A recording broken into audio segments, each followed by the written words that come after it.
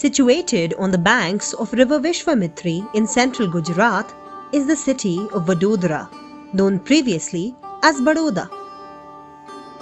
Nestled in the heart of this very city, in the Raopura area at Tambekar is the elegant quadrangular three-storied Tambekar Wada, an exquisitely adorned mid-19th century mansion and home to some of the most attractive wall paintings in the country.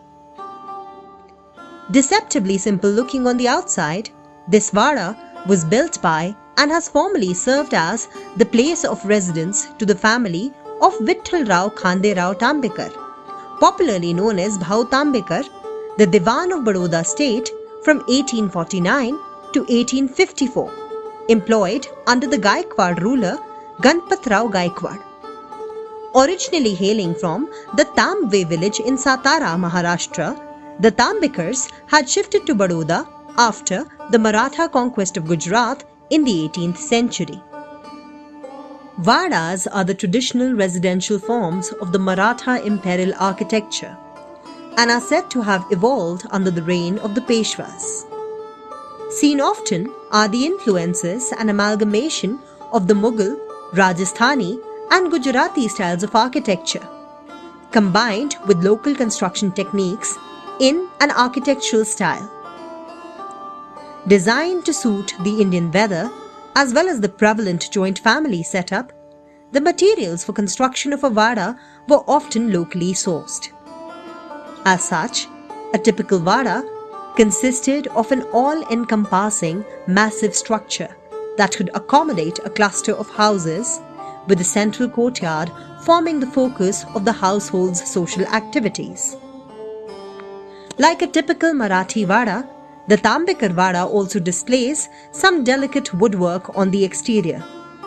However, this otherwise simple-looking building is a riot of colors on the inside, with no surface left bare.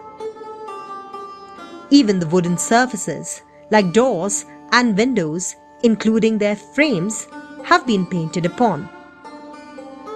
Planned around a courtyard with a tall tree in the center, the front portion of the Vada housing the paintings that could have been the portion to entertain the guests is a triple-storied structure with a pavilion on the top, while the remaining rear portion that could have been the residence of the Diwan and his family is a double-storied structure without much embellishment.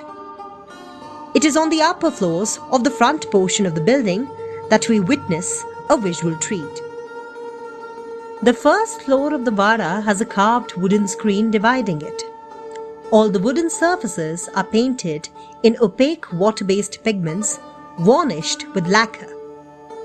The wall paintings, on the other hand, display different schools of art and have been done in tempera on dry lime plaster on the wall surfaces. The themes of these paintings are mostly Puranic, and while the upper portions of the walls portray narrative episodes, the middle spaces bear individual figures. Ganesh is a deity dear to Maharashtra and interestingly inspired by the tradition of representation of Krishna as a child. Ganesh, with his droll figure, is also painted as a small kid, while Parvati is shown to suckle him or comb his hair. Occasionally, we also see him regally posed as a Peshwa. The other murals range from the depiction of Indian mythology to the 19th century political and social events. While the mythological scenes include episodes from the life of Lord Krishna, like lifting of Mount Govardhan, Rukmini Haran, and the story of Sudama, as well as snippets of stories from Purans like Gajendra Moksh and the image of Vishnu on his Sheshnag, the other paintings include narratives from the two epics, the Ramayana and the Mahabharata. The non-religious themes painted include depiction of historic events, such as the bombardment of a Maratha fort by the British troops, among others. Nature seems to be another dominant theme, visible through the numerous motifs of flowers and occasionally birds. with the real flower bulbs either not being available or being prodigiously expensive. These were probably cheaper substitutes to please the European visitors to the Wada. The beautiful aphoristic pictures of flowers in crystal vases and slender stems in flocculent green with a variety of blossoms, cornflowers, peonies and anemones in a multitude of colors are very fascinating to the eyes. The door frames also have ornate floral patterns with occasional little fairies woven into them. Some of the other paintings seem to be copies of certain European paintings.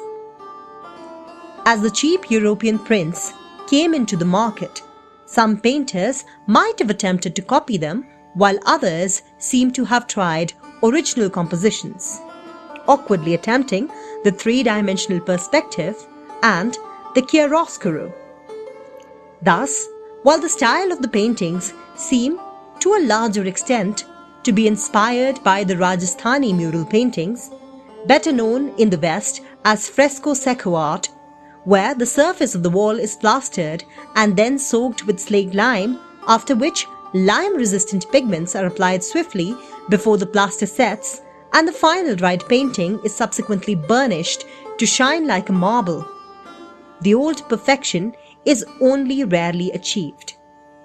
Sometimes, the visages are shown in 3/4 of the front view, which is rare in Rajput paintings, the profile being preferred in that tradition.